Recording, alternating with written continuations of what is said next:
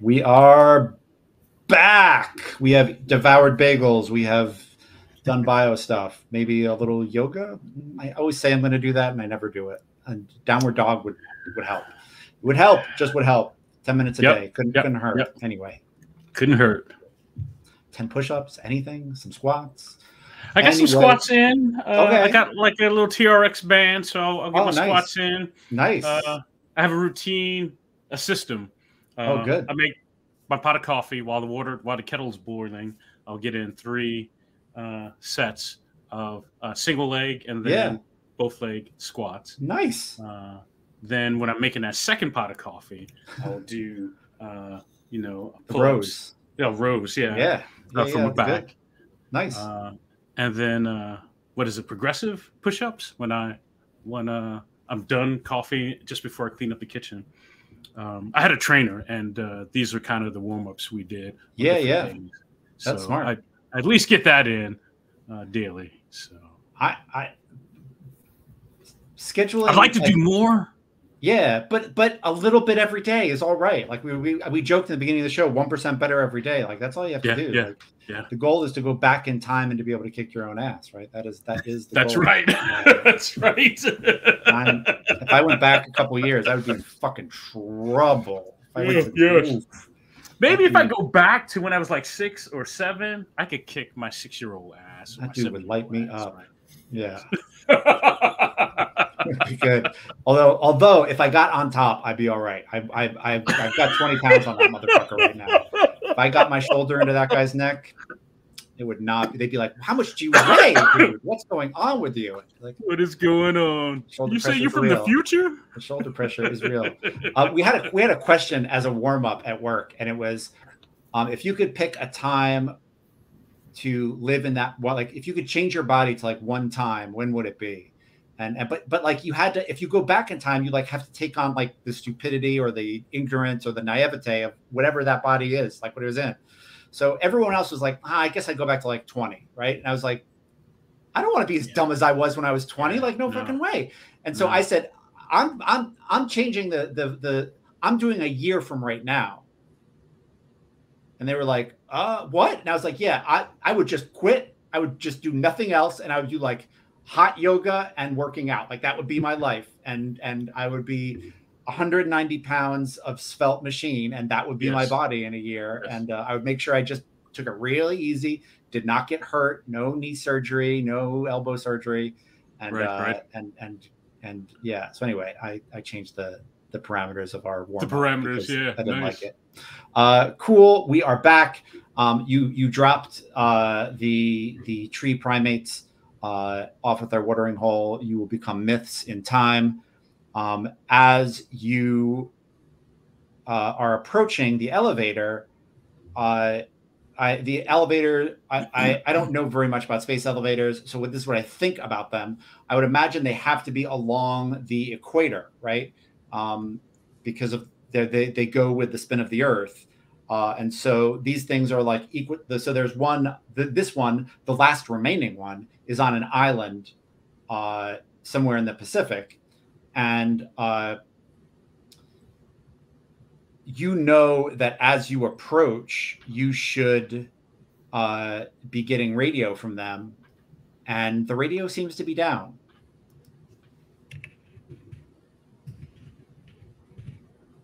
So, you're not in visual yet. You're kind of flying. You know, you've never been this close to the Earth before, and the flight is weird. You're seeing horizon for the first time. Bastet, what do you do as you try to hail the tower and you're not getting anything back? I start looking over whatever sensors I have in the Anubis, trying to get a feel for what might be going on. At what's the situation over there? Yeah, hell yeah, we're reading a sitch. Hell yeah. So the first time Bastet calls out and there's no response, I don't think anything of it. The second time they call out and there's no response, I just get up and start getting my gear on. Nice. That's right. I knew what time it is. Yeah, love it.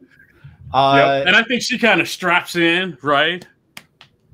Pulls out the weapons tray. Yeah. Nice. Cool. Roll plus sharp. Yeah. Read a situation. I like it because my sharp is +2. It's the second best stat I have. Yep. All right, here we go. I got a 9. That's good enough. All right. Ask a question.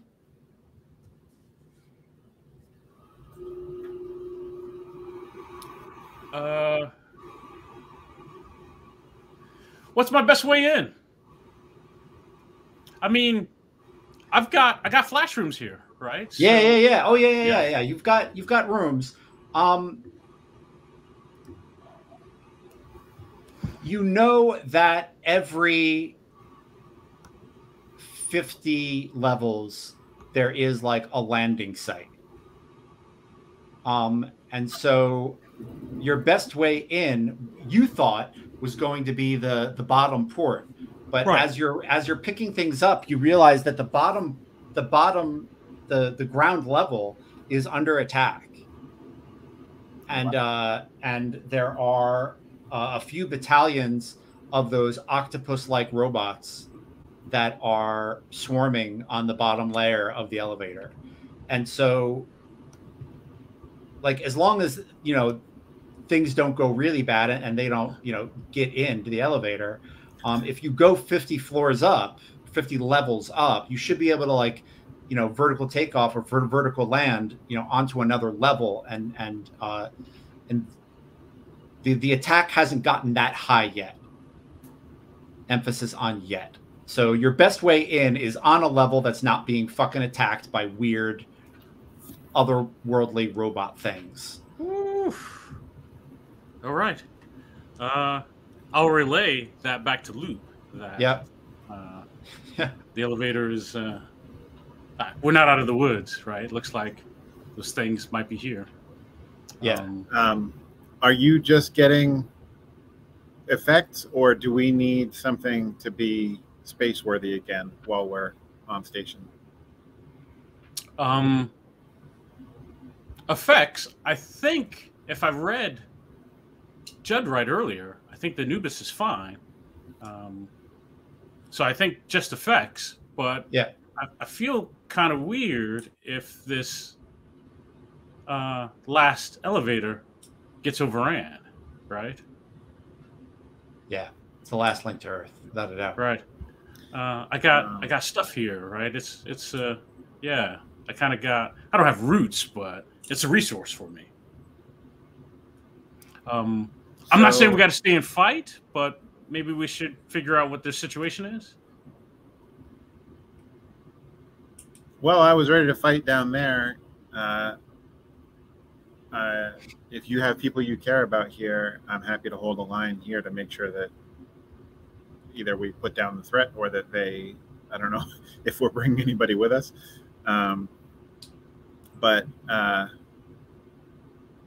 Yeah, I mean, I can go down and get a closer look, and you've been known to fire shipborne weapons at non-hardened targets before, so I don't like to mess around. I figured out what advance I'm going to take. I just can't not do this. I've read all the Ultramarines novels, and I know what my good guy version of Space Marines is like, and so I'm going to pick from the Volatile playbook, Hold Your Own. In battle, you count as a small gang. You outnumber a few enemies, and you're only outnumbered by medium or large gangs. Love it. In the old game, that was called Not to be effed with. Yeah, and it's maybe one of the best moves ever. So cool. And I think the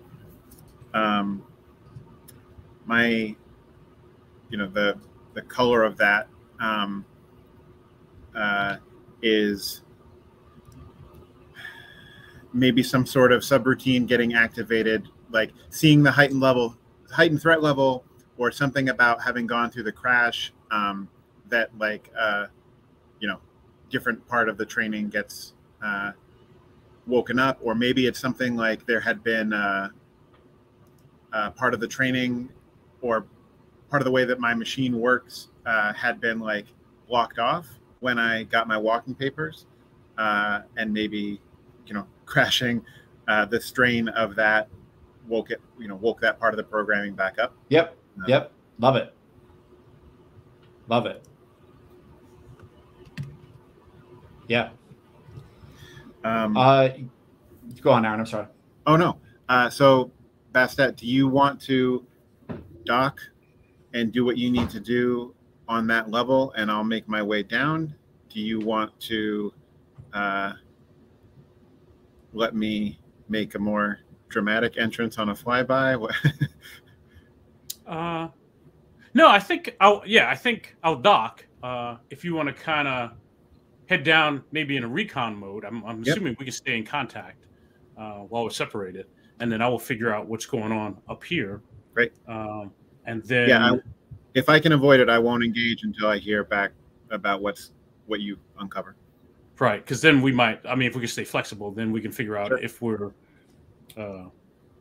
joining the assault or if it's a strategic retreat or what we're doing. Right, once we get some more information. I've got my fighting kit on, which there's not. I think it's more like a tactical suit because I have my weapons as part of me. Yeah. But as I'm ready to, when you land us, as I'm ready to leave, out of a hip pocket, I pull out the folded up leaf with the last few grubs. You want any of these before I go?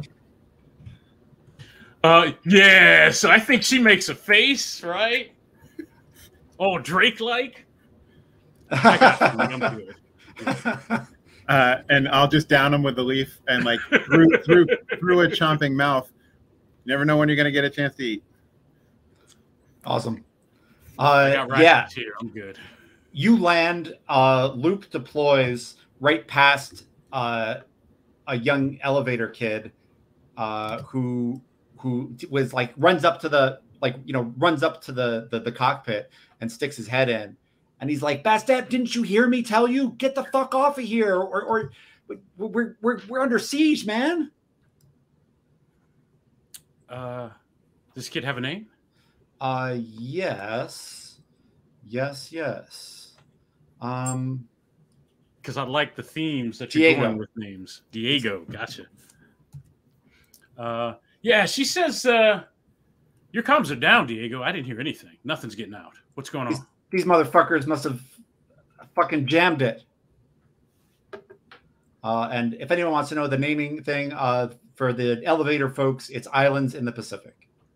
Nice. And Diego is named after Diego Garcia, which is an island with a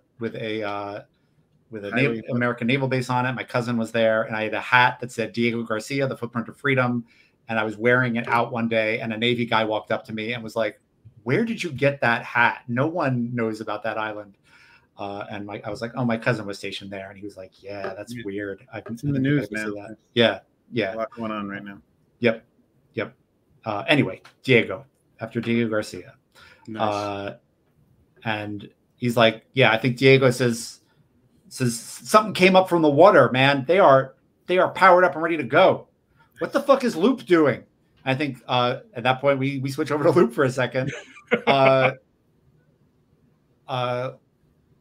Loop, are you like rappelling down the outer version of this? Are you going down in one of the smaller elevators? How are you? I picture you like 50 stories or maybe even 100 stories up. You're above the clouds, but there is a way to like rappel down, and like clip to clip as you go. I think I stuck around long enough to hear that, and then as I drop off the side, going rail to rail on the exterior. Yep. I imagine that you're like tethered by like one thing, and like you're just kind of running down the edge, there is totally a group of 6 making their way up the outside, as a larger group on the bottom. You can see like blaster fire and the blue light of familiar weapons discharges. And with you said they came from the water, and when I was in the maelstrom, you described it as sort of squid-like. Yeah. Was that the maelstrom representation, or do they have like tentacly things as part of it? Yeah, they have 8 tentacles that they move with on land. Absolutely. Nice. You thought it might be maelstromy, but no, that's really what they look like.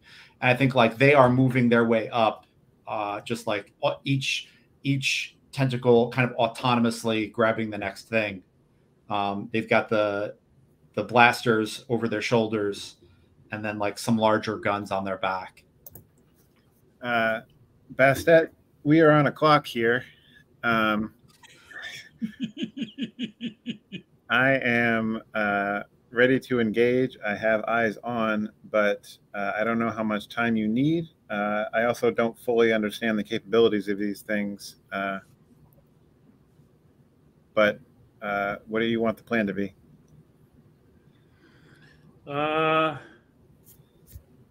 So I asked Diego, what's the situation? Are folks?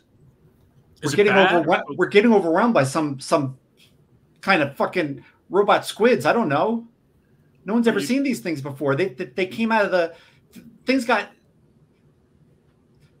ocean started acting fucking weird about 9 days ago. Right when you crashed. We started seeing weird shit.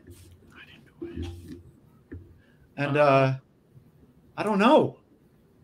What do I want you to do? I don't know. Could you got a gun on this thing? Think you could go down there and support, give us a little air support? All right. So I'll tell Loop, I think we're gonna see if we can help. If we can help the fight. Great. So engage at will, but if it looks like we can't do anything, don't be afraid to let me know. We'll bug out of here. Understood. Can I ride shotgun with you after I close this thing down? Sure. Yeah, he goes to his comms and is like, if anyone can hear me, I'm locking this fucking thing down. I'm on level 50, just above the clouds. I'm getting on the Anubis with Bastet. Loop he looks over the edge, doing some crazy shit. I don't know. This is Diego. I'm out.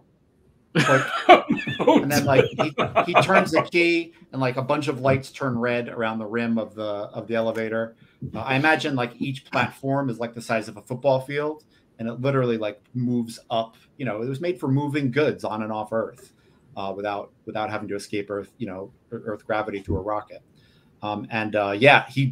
Diego jumps into the ship, puts on the headphones, and kind of hits the back, and like, I'm in. Let's do this. Yeah. The Bastet takes off. Loop, you are heading down as these things are heading up. How do you want to engage? What do you want to do? Well, what's up? What's going on? Yeah. Bastet, I know that you're not averse to shooting at stations, but how much of this can be destroyed before we're at risk of not being able to use the site anymore?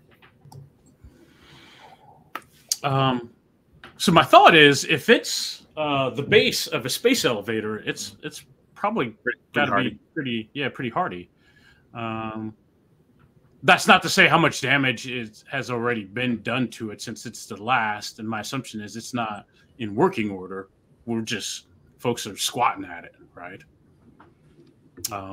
So she says, I think it's refuge and home for folks. So I think that we can dish out a lot of damage if we need to repel these folks. Most of this stuff is bolted on after the fact anyway. Okay. I think that so, Judd, these look like they have the shoulder mounts the same way that the other ones did? Yeah. Okay. And you can see the blue lights coming up, like they are active. They are hot. Okay. I think that I'm going to try to basically get inside. range wise, and pull some Bodhi point break foolishness and deploy my sword on the way down and just try to get among their number. So like, I think if I try to get into a shooting fight with them, I'm going to lose. Would be my read of it. Yeah. Cool. So let's act under fire. Okay. And then go from there. Okay. I think acting under fire is you like getting in close, you know, without them noticing. It's not like a stealth roll, right? Yep. But it's the act of you moving and getting in close and doing all that stuff. Yep. Yeah, so I think what this looks like is getting to, I don't know, maybe 2 levels above them with something approaching stealth, and then basically like dropping down the rest of the way, knowing that my, you know, cyborg body can take the landing, and sword deploys on the way out. And so act under fire is a cool roll. I got 6 + 1 is 7. Cool.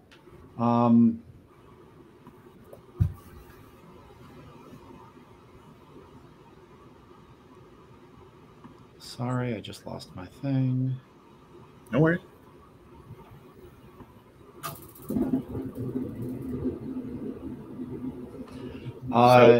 Yeah. So you got, you say you got a 7? Yep.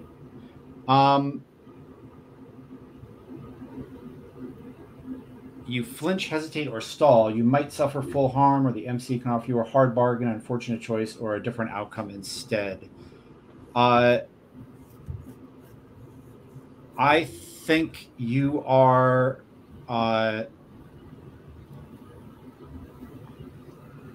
basically, I'm going to give you a tough choice. Like, you can take harm and get in close, but they're gonna get some shots off at you.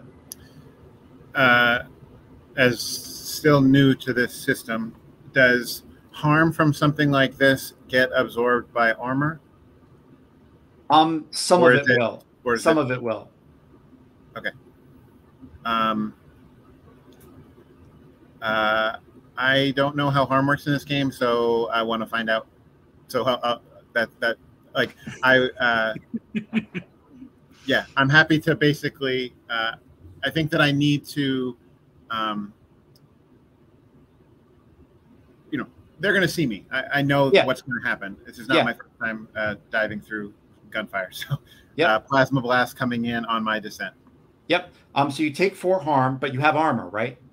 Yes. So that is a bigger number than I thought you were going to say. But so the weapon the nice thing about basing a weapon on your character sheet is I can look and see what the weapon does off of your character sheet. So it does 1 environ damage, which is basically like doing damage to the environment or buildings or big shit, which is basically 4 harm to people.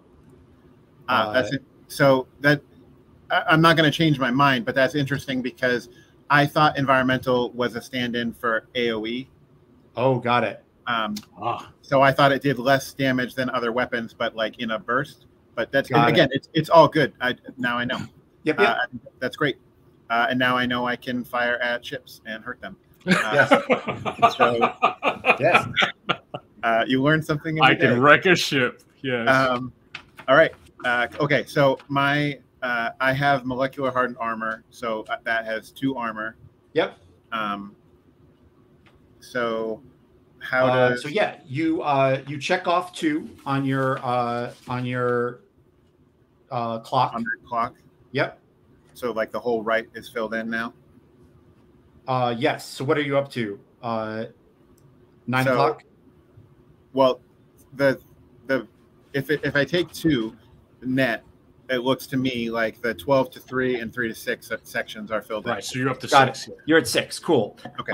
So yeah, it's not too terrible, but we have to do the harm move, right?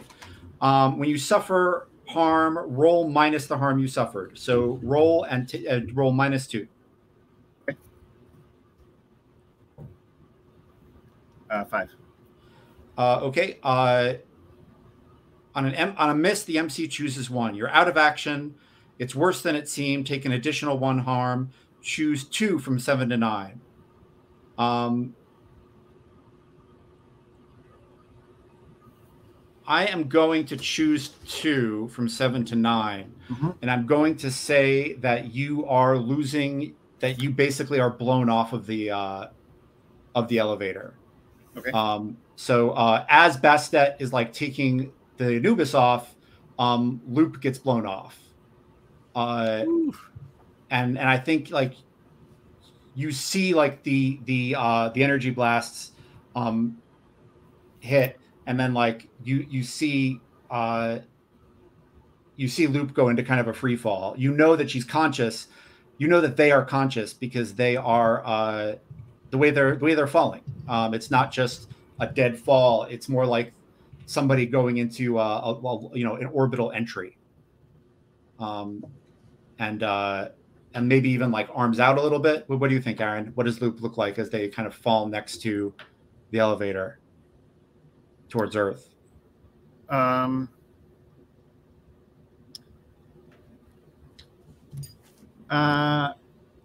think that it's as calm and controlled as someone can be in that position, right? Which is to say, unnerved a little bit naturally, yeah.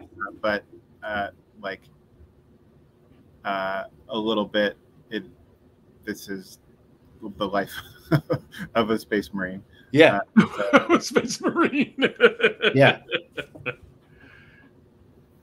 Yeah. Bastet, I think you hear Diego say, like, put his hand to the glass and say, "Bye, Loop,"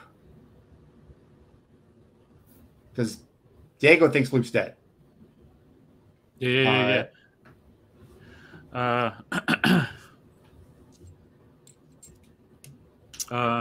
What does Bastet think? Oh, so I think as she's maneuvering the Anubis to go pick up Loop. Yeah. Right. Because we've done this before, right? This is the second time on screen, but my assumption is this is probably old hat. We do this, right? But she says to Diego, "You're just gonna piss him off like that." Right? Nice. There's a lot more gravity with this one, but you're gonna do some crazy shit. Love it. So you're swooping the Anubis down to pick up Loop on their way down?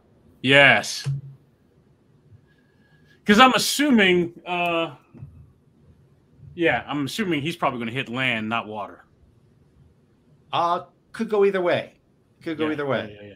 So I will catch him with the Anubis. Cool. I think we're trying something challenging. Roll plus aggro. I'm trying to see if I got a way out. Is this something I can help with? Yeah, totally. I think you can help with the way you fall. Absolutely. Roll plus HX.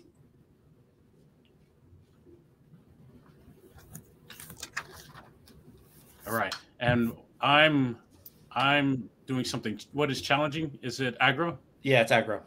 Whew. I'm down. Yeah, my vehicle moves aren't going to help me here. That's what I was hoping for. Yeah.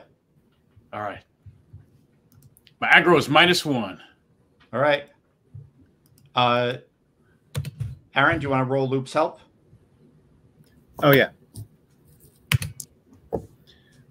So my HX rolled over to +1, so I have a net of +8 now. Cool. Or 8 on the roll. Yep. Cool. Because I'm going to need it. On any hit, on any hip, you can bump it up. Cool. Jay, what'd you get? I got a 5. Okay. Cool.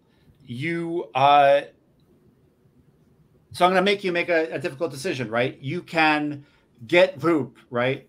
And I think like there's even like a grip outside that Loop can get a hold of, and Loop has that ridiculous strength. Loop is not a normal human. Let's just like get that out on the. If Loop was a normal human, I don't even think this would be a role. I think this would be stupid. Like it would be like some fantasy nonsense. But like Loop is a weird ass cyborg, and I think because of that, a low Earth orbit fighter jet can go down the side of a space elevator and get Loop as they are falling.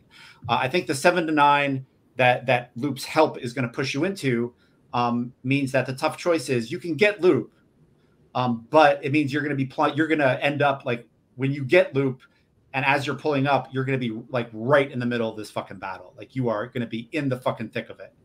Gotcha. Can I ask a question? Yeah. So, you referencing, Loop's nature, is that basically a stand-in for that impossible strength move that I have, or can that further elevate the circumstances here? I think that makes this possible. Got it. Great. I don't think I would let that happen. I don't think I would be cool. I think this would be like a little too much action movie-ish for me. Not that I'm like going for some kind of stark realism here, but I just don't think it would work. No, that's great. Anyway, if Bastet was falling, I don't think Loop would be able to do this. You know what I mean? Like, yeah. Right. Anyway, I think you fly right past Loop, and then like hit it perfect so that you're matching the fall velocity, and Loop gets a hold of a rung on the outer part of the Anubis, and you hear bang bang as on the outer hull as they've got a hold on, and then the world is a blur of smoke and blue laser fire and all kinds of crazy shit.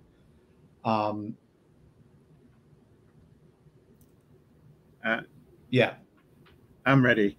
Yeah. Bastet, as you're kind of coming through a smoke hole, I guess who is reading a sitch? I guess who is like reading the situation to like get a vibe on like where they are in the midst of this battle. I'm happy to do that. Okay, yeah, I'm getting ready to shoot. So cool. All right. I have +2 sharp.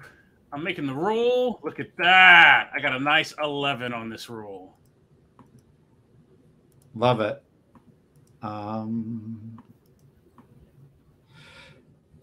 Cool. Ask your questions. You get 3. Yeah, so this is what I love about. I think Read Someone does the same thing, but I love the gap. Right, out of 10 you get 3, but 7 to 9 you only get 1. Right. So it's not like I'm missing 1. You're missing 2. Right. Yeah. And that hurts. What should I be on the lookout for? The armors have weapons that can hurt the Anubis. They can blow it out of the sky. Oh, but so does Loop. Right. That's good to know. Who's in control here? The elevator folks are being overrun. They're being outclassed militarily and hardware wise. Another hour or another 20 minutes to an hour of this, and depending on how hard they fight and when they give up, they're going to be done.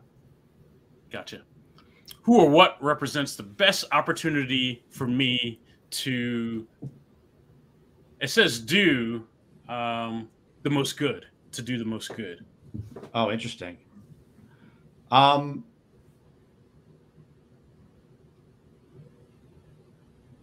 I think you and Loop working in concert right now is the best hope this elevator has. All right. Without a doubt. Gotcha. Without a doubt.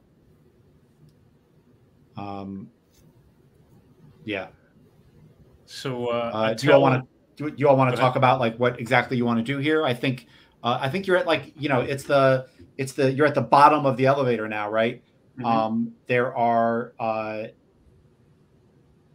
There are power armors making their way up the stairwells as the elevator folks lose control of the ground level. And I think what you can see that they're doing is that they seem to be setting up explosive charges on the connection, and they're going to take this elevator down.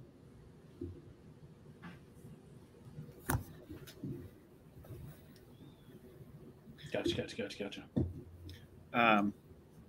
So my comms flare back on, and you know, the closest thing to panicked breathing that you have ever heard from Loop is there on the other end of the open comm now. Doing that in Atmo, it's very different. That sucked.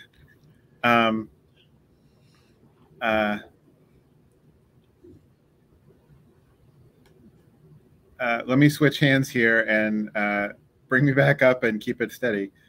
And I think so. Loop here. I know you were saying trying to eschew the action movie vibe, but I'm trying to be a little too cool. No, action movie is good. Just so. Yeah.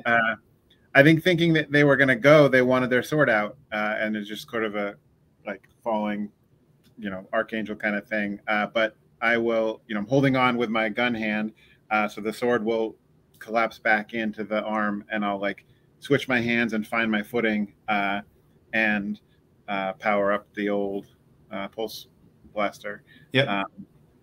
And you know, steady myself and get ready to blaze on these guys who I assume thought that I fell to smushy death. Yeah, definitely.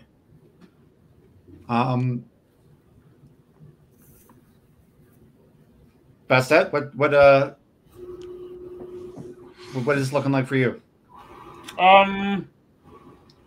So my assumption is that Loop is about to open up on these folks. My thought is that I could help. I don't know what the mechanical stats are for his weaponry, but my thought is if I can help max him out, that might be awesome. Right? That sounds good. Why don't you roll plus HX for help? Mm-hmm. And Aaron, why don't you roll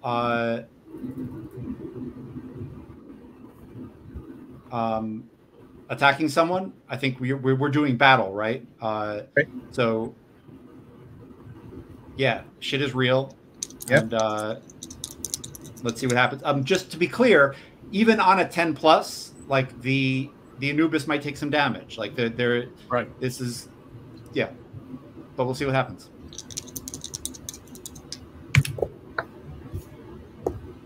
Ooh, so I got.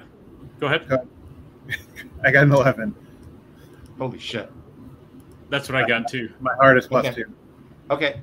So I get. Hang on, I'm flipping pages here. Yeah. So I have tactical superiority, so I get +1 choice. But because of my machine, I have killing instinct, so I always have to do 1 additional harm. Right. So I am firing with my heavy pulse rifle, or heavy pulse rifle. So that has to do +1 harm. And that's one of my choices. And then I get 2 more now. Yeah. I'm going to say 3 more. I think Bastet's help gives you an extra choice. Oh, wow. Nice. Okay. I would like to pin them down. Yep. I would like to seize hold of something. So I think what that is whether it's like from environmental damage or there's some sort of hard point that they, you know, would need to do something to be able to ascend past from where they are right now. Yeah. Nice. And that's 2. So the third was inflict +1 harm. I have to do that, and then I get the +1 from Bastet. The last one of those is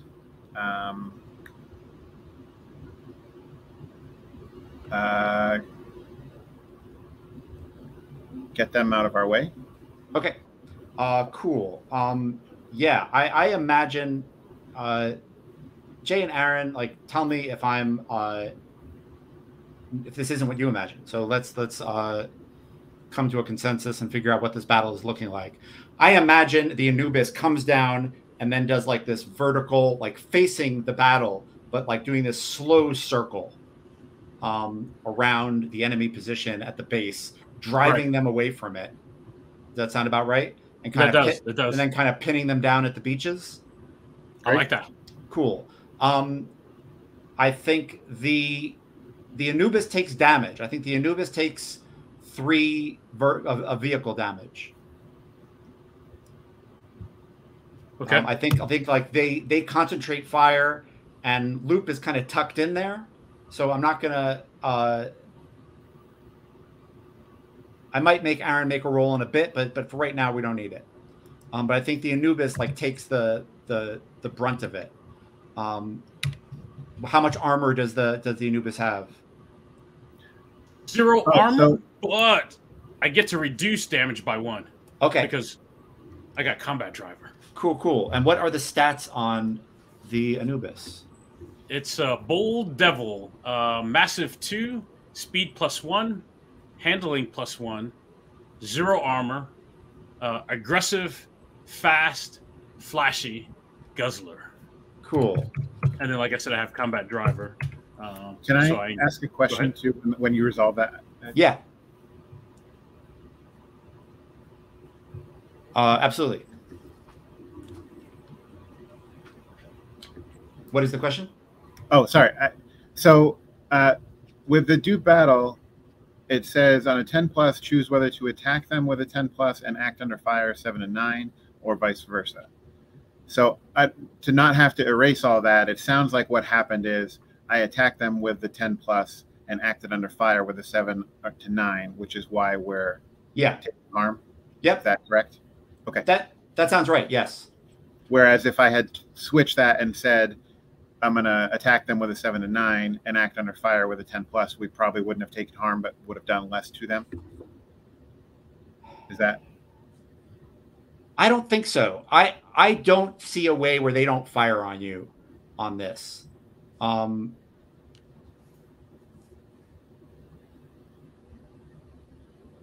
Yeah, Aaron. Yeah, I don't want to bog it down, but yeah, there's a little bit of the way these moves are structured that is leaving me with questions that probably don't need to be answered in the heat of the scene. Sorry.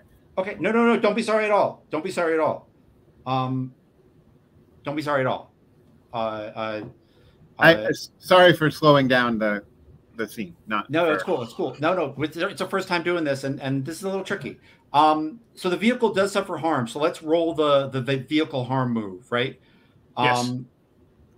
So roll. I think what did I say? 3. But you said 3. But you have I'm a cool driver armor, so it's down to 2. Right. And so 2 is just like functional damage. Fuel leak, shut out tires, can be field patched. There are some problems. I think the Anubis. I think like one of the engines is flaming a little bit. So let's roll vehicle harm and see what happens. And that's just 2d6 plus the harm took. It's 2d6 minus the harm took. No, hold on.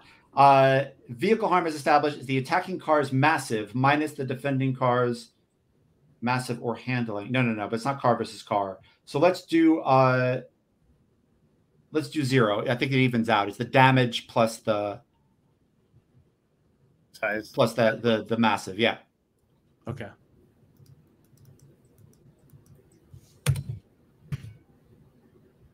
I got a 5. Cool.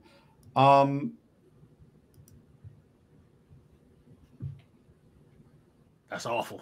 That's awful. Yeah, this thing is going down. Where are you putting it? Are you putting it in the water or are you putting it on the island? And I think the only reason why you even have a choice for that is because of your cool ass, I'm an awesome driver move. I'm going to put it on the island. And if I'm lucky, I have my weapons pointed right. Nice. And I think we've been at it about 2 hours. So maybe we stop there for today. I think the Anubis comes down hard on Earth again. It's it's on soft sand, and like right, and I think there are like about 5 yards ahead of you are some tropical trees and brush. Right now, that this isn't like, that you've driven this attacking force out to the outskirts of the island. So right now you're on the outskirts of the island too, but there doesn't seem to be anybody around. And we'll start there next game. Nice. And cool. Aaron, do you have questions? Do you have thoughts like about the battle stuff? And so, I'm obviously very new to this game. So it looks like the do battle is a scaled up of attack someone. Yeah. And I think that the nod to that is that, the way that it's split into the two sections of, if you get that 10 plus, you can choose to attack them with a 10 plus and act under fire with a 7 and 9, or vice versa. Right. And then the 10 plus of act under fire it doesn't say no harm, but it says you could suffer less harm or avoid it altogether at the MC's judgment, which again, these guys are blasting at us. Yeah. And maybe knowing that, the Anubis had already touched down once, I might have done the like safer attack and done the offensive part of it as a 7 to 9 and the defensive part of it as the 10 plus. Got it. But yeah, the only reason why I wasn't giving you a whole lot of choice there is because I felt like this was part of the 7 to 9 that caught you in the first place. So like that 7 to 9 was putting you right in the thick of the battle. Gotcha. Does that make sense? Yep. Okay, cool. And we'll figure it out. We'll come to our vibe consensus as we go. So yeah, it takes some time. Yeah, we'll figure that out. Cool. Thanks, guys. That was fucking fun. As always, I am left curious as hell where we're gonna end up, and what's happening next time. I will read over the do battle rules a little more carefully for next time too, and let's do the end of session move, just so we don't have to start with it next game. We'll start with Jay. Jay, do you think? Oh, look at that. That's pretty cool. I didn't do that one. We'll do that one next time. Pretty cool. I accidentally did this one. I was like, oh, I like that one. Anyway, learning new things. Does Loop know Bastet a little bit better?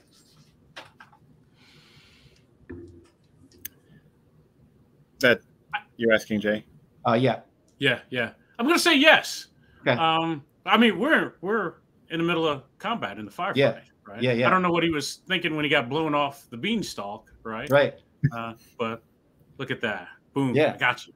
Yeah. You also like saw that I think Loop was like, hey, we're not leaving these primates behind, right? Like, right.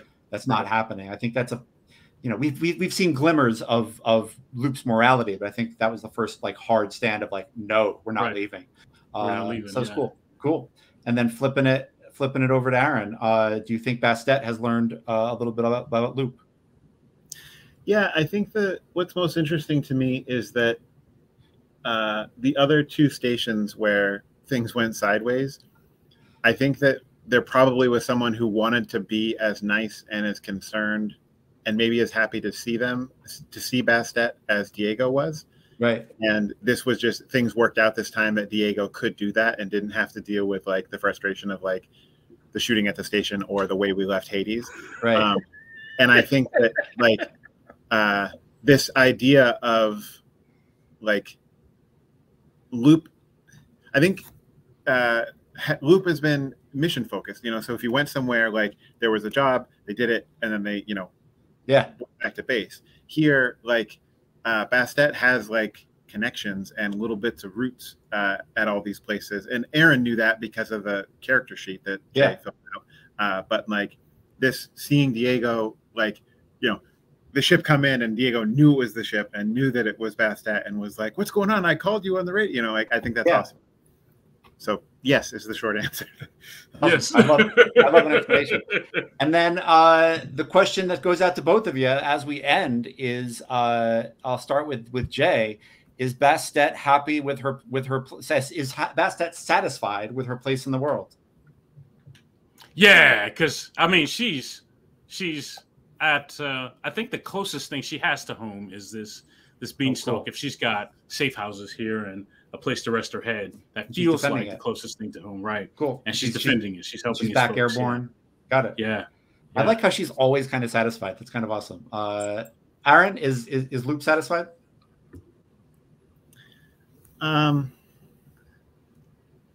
think I would lean no. Like this is partly Loop's like getting dinged up a little bit and being, you know, in the heat of the battle, and a little bit Aaron figuring out new rules and not being satisfied at not knowing them canonically yet. Yeah. So I don't think so. Cool. Love it. Take that XP. And we will start on the edge of a beach underneath the elevator. I think we're not rolling anything on the Psychic Maelstrom because I think there are like Psychic Maelstrom baffles in the elevator that like keep things at bay. So Psychic Maelstrom is kind of is not as omnipresent here. Wonder maybe that like this thing is kind of an undeniable achievement of humanity getting to space. Maybe that is like the special armor of the site. I love it. That's great.